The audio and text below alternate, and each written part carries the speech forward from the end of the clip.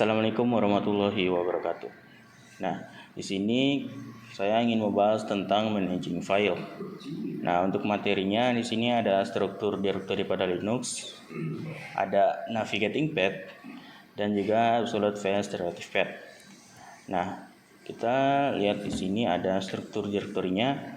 Nah, kita lihat root di sini ini yang paling atas. Nah, root ini yang memiliki hak akses paling atas, jadi root bisa melakukan apa saja pada directory yang ada di bawahnya.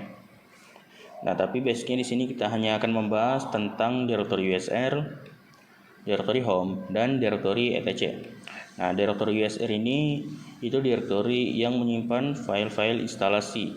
Misal kita ingin menginstal suatu aplikasi. Nah, file instalasinya itu akan berada di directory USR ini. Lalu untuk directory home itu tempat user berada. Jadi misal kita membuka directory home, maka user-user yang ada pada Linux itu akan terlihat di sini. Nah, jadi jika kita menambahkan user baru, maka user tersebut akan berada di directory home ini. Nah, untuk directory etc itu untuk menyimpan konfigurasi-konfigurasi pada server. Nah, jadi jika kita ingin membangun web server, maka web server itu akan berada pada directory etc ini. Oke, di sini kita akan melanjutkan materi selanjutnya, yaitu navigating path. Nah, navigating path itu ada beberapa perintah. Itu pertama perintah cd. Ini adalah perintah dasar di CLI di berbagai sistem operasi. Biasanya digunakan untuk berpindah atau mengubah directory. Lalu ada perintah pwd.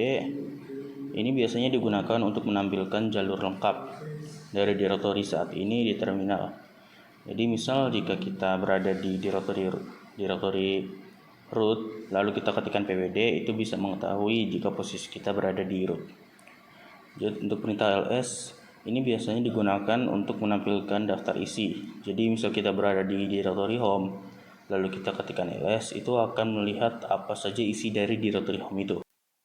Kita mulai ke materi selanjutnya, yaitu absolute fast relative path.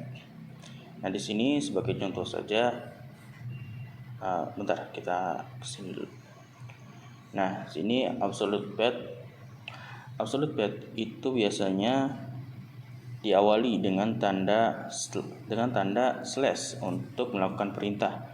Nah, untuk relative path ini biasanya tidak diawali dengan slash.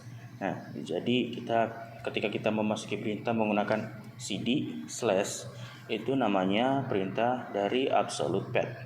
Nah, untuk contoh yang relative path itu ketika kita menggunakan perintah cd lalu menuju ke directory yang ingin kita tujui, itu menggunakan yang namanya relative path.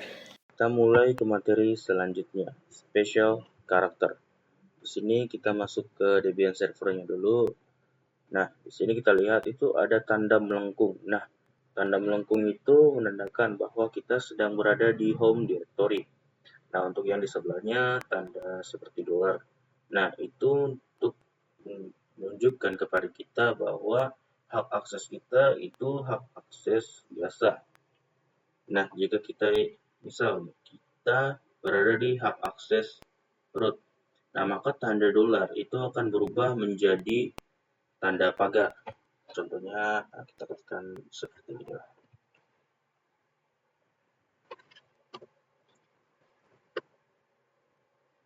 Nah, di sini tadi saya akan bilang, kalau tanda pagar itu menunjukkan bahwa hak akses kita itu sebagai user root. Nah, tapi root itu tidak berada pada home user, melainkan root itu berada pada folder yang bernama root.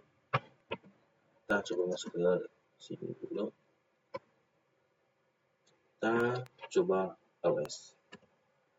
Nah, kita lihat dulu ya, di sini itu ada tanda pagar dulu. Itu ada tanda pagar juga kan. Nah, itu menunjukkan kita itu sedang berada di directory root. Nah, kita coba ls titik. Nah, kita juga akan menjelaskan kenapa titik. Nah, karena titik itu perintah untuk melihat directory. Jadi misal kita ls, direktorinya itu akan muncul di situ. Nah, kita coba pilih salah satu direktorinya. ketikkan d/etc. Nah, kita sudah masuk ke directory etc, kita coba ls titik juga. Nah, ini ada beberapa ya, bukan beberapa, tapi lumayan banyak. Nah, kita coba masuk ke salah satunya. Kita ketikkan cd apt. Kita clear dulu biar tidak dulu. Nah, di sini saya akan menjelaskan juga mengenai perintah titik 2. So, contoh perintahnya seperti ini. cd titik titik. Nah, perintah ini apa? Jadi, perintah ini untuk kita melihat parent directory. Nah, misal kita kan berada pada directory etc/apt.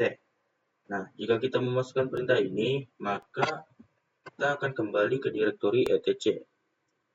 Nah, singkatnya perintah ini untuk kembali ke directory sebelumnya, ke materi selanjutnya, yaitu membuat file dengan perintah touch. Kita masuk ke Debian servernya dulu. Kita coba masuk dulu ke satu directory.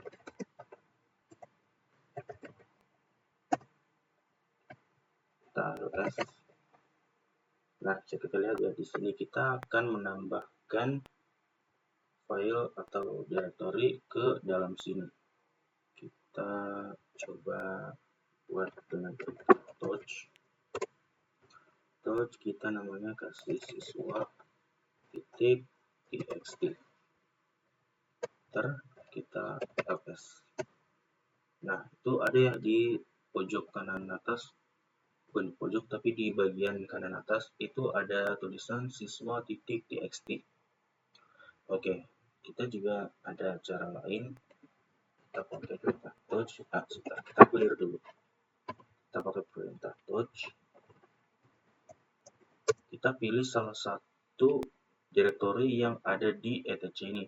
Misal kita menggunakan directory pt.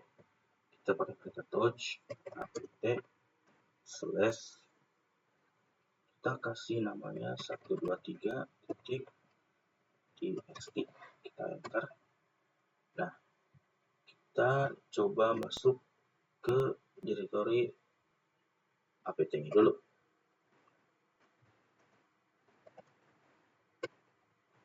Kita ls, ya itu ada ya, namanya 123.txt. Kita lanjut ke materi selanjutnya, yaitu perintah ls advance. Nah, di sini kita tahu ya bahwa perintah ls itu untuk melihat isi dari suatu directory. Nah, di sini kita akan bedakan ls biasa dengan ls advance. Kita langsung masuk saja ke Debian servernya. Kita coba bukan perintah ls. Lanjut, kita ada perintah ls-a.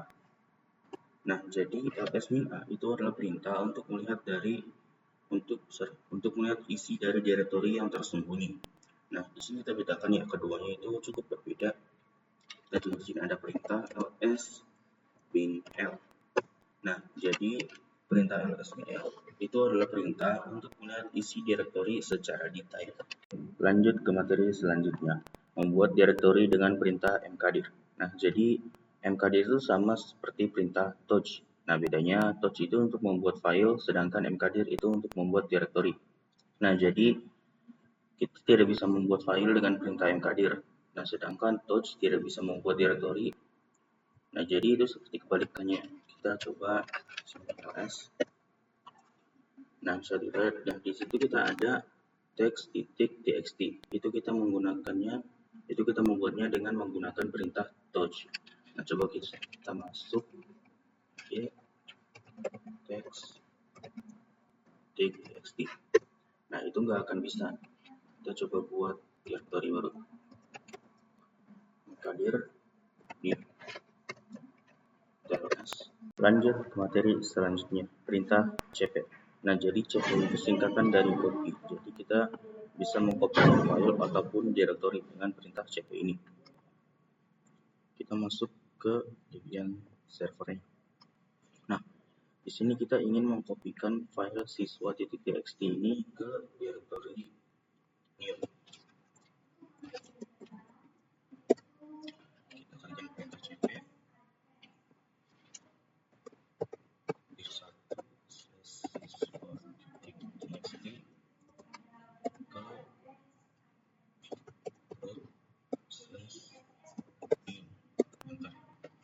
kita bisa lihat di sini.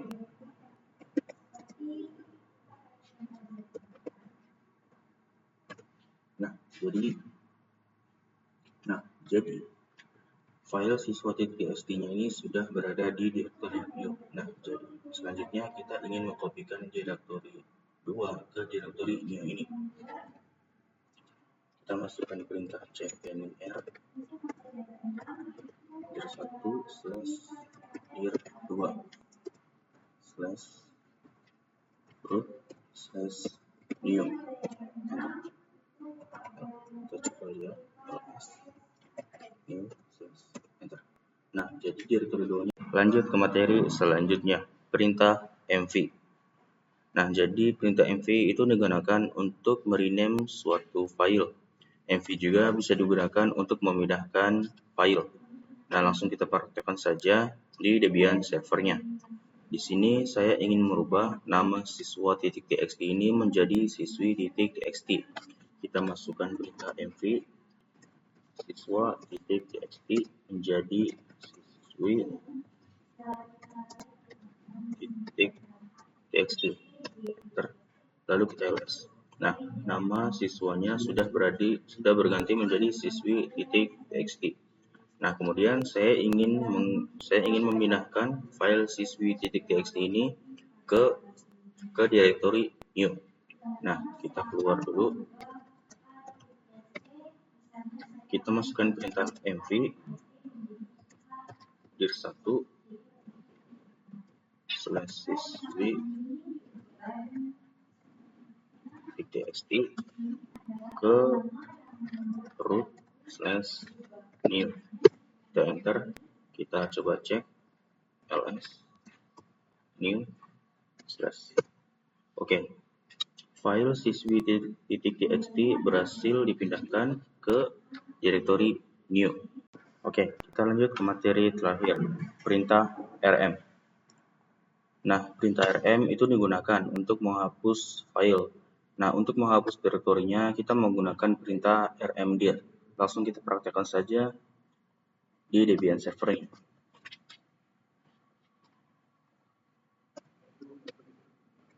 Nah, kita masuk ke dir1. Dan di sini saya ingin menghapus file siswa.txt ini dengan perintah rm. Kita ketikkan rm siswa.txt. Lalu kita ls.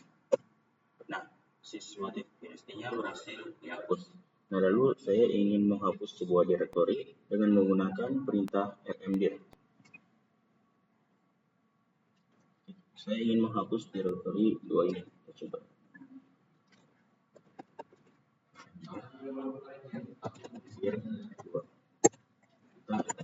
Nah, direktori 2-nya berhasil dihapus. Saya juga ingin menghapus direktori seperti ini. Kita coba.